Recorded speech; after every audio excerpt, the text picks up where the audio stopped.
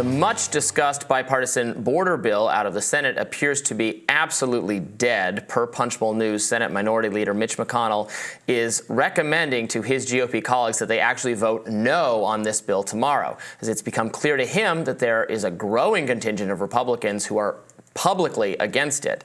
This news comes as multiple members of Republican leadership forcefully spoke out against the legislation co-authored by Senator James Lankford and Senate Majority Leader Chuck Schumer. Now, yesterday, House Speaker Mike Johnson drafted a joint statement alongside House Majority Leader Steve Scalise, Majority Whip Tom Emmer, and GOP Conference Chair Elise Stefanik, condemning the bill.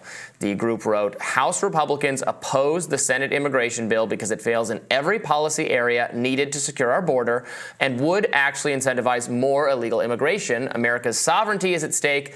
Any consideration of this Senate bill in its current form is a waste of time. It is dead on arrival in the House.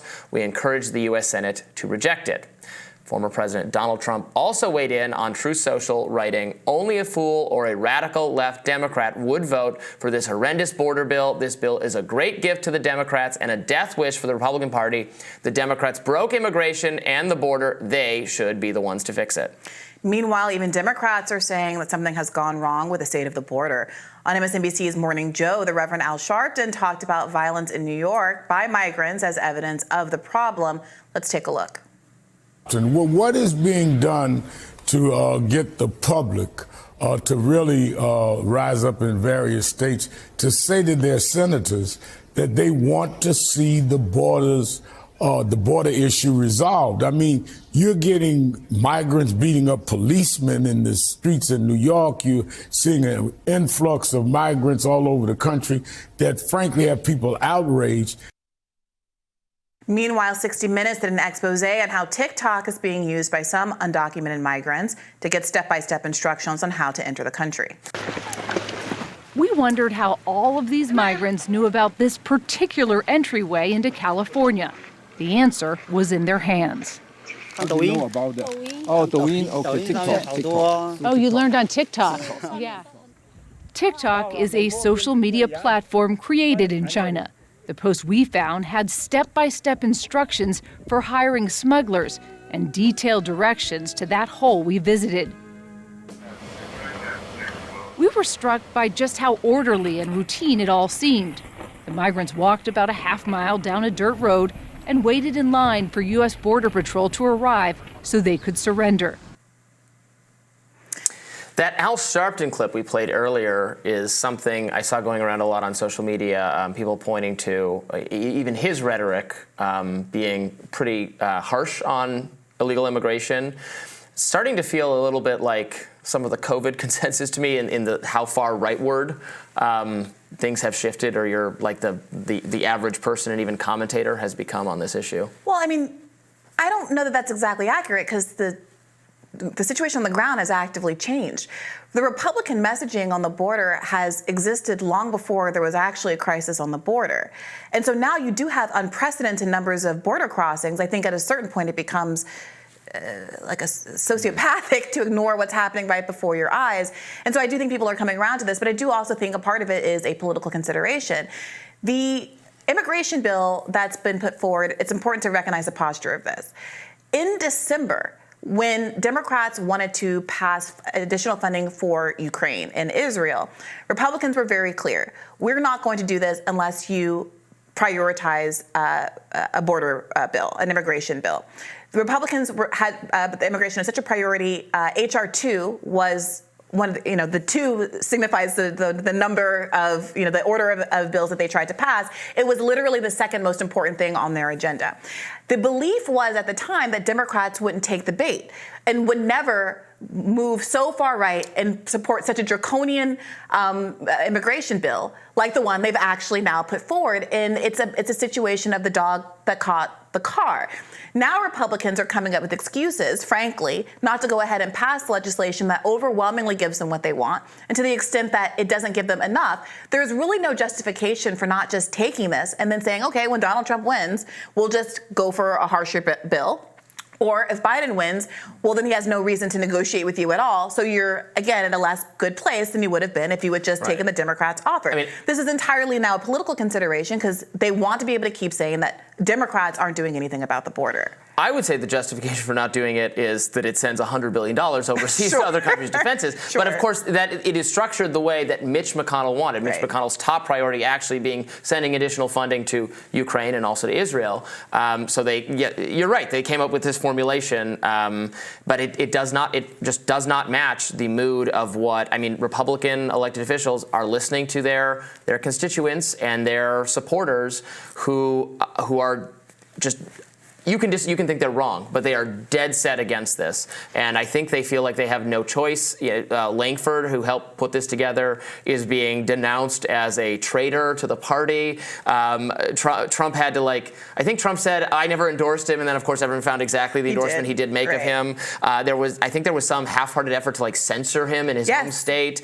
Republican voters are clearly furious enough to spook Republican elected officials into denouncing, distancing from it. It's totally dead. It has no chance. McConnell admitted that he said basically the vibe has shifted.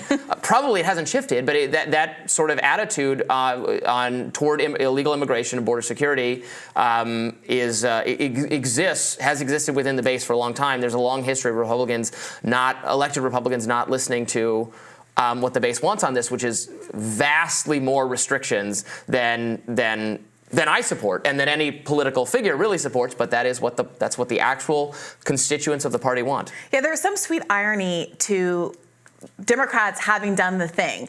So for years, they said that Donald Trump was a fascist because of his immigration policies, whether it's using Title 42, which of course Joe Biden continued until the courts, it expired actually, whether it's building a wall, which of course Hillary Clinton championed when she was a senator, and which Joe Biden in this package would continue to build.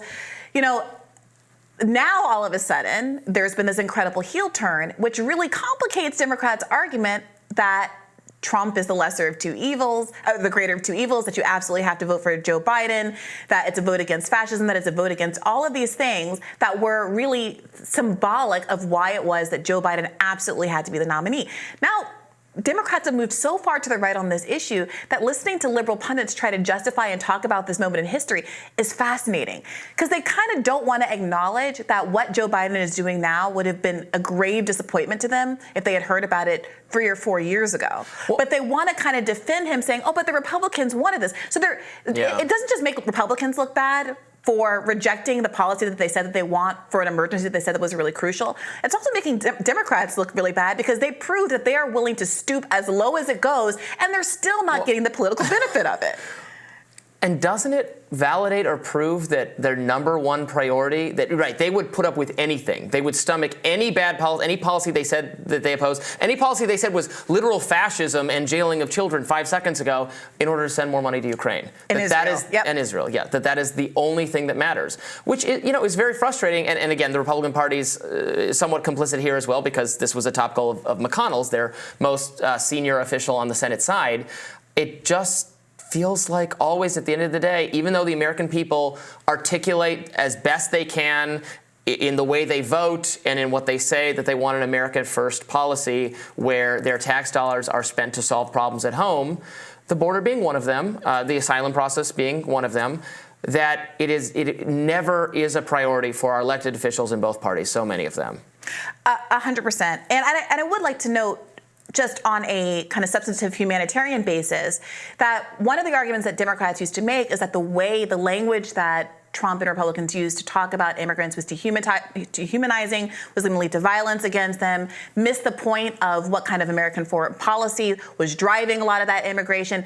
All of that language is gone. And even though there is a real emergency at the border with levels of immigration that are frankly unprecedented, it's still unnerving to see so many Democrats willing to talk about it, not in a humanitarian way, about easing our asylum process, hiring more administrative law judges, doing the things that could be done to make it a more a speedier process for people who have been waiting for a long time, having amnesty for dreamers and the like, but instead leaning into this they're causing crime narrative, even though that they know and used to argue that that wasn't true. So I just want to mention that there was a study in 2020 that showed that U.S.-born citizens are over 2 times likely to be arrested for violent crimes, 2.5 times more likely to be arrested for drug crimes, and over 4 times more likely to be arrested for property crimes than undocumented immigrants.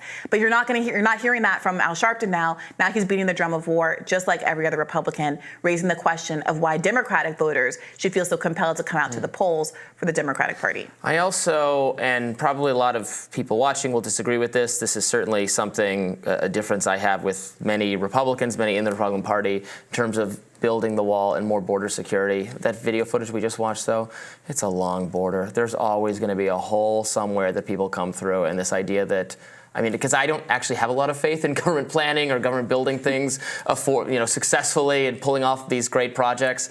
I just think the higher the wall gets, the longer it gets. There's going to be holes under it. There's going to be ways around it, as long as coming to the U.S. is an appealing idea for many people elsewhere in the world. So I know a lot of people don't want to hear that, but that's my perspective. And it's worth noting, by the way, that the wall is on American soil. So by the time you're at the wall, there's an argument that you already have an amnesty claim. So there's all kinds of loopholes and inaccuracies with the bill itself, but we're not even, in all likelihood, going to get close to that because this thing is dead on arrival. Dead. Stick around. We have more Rising for you coming up next.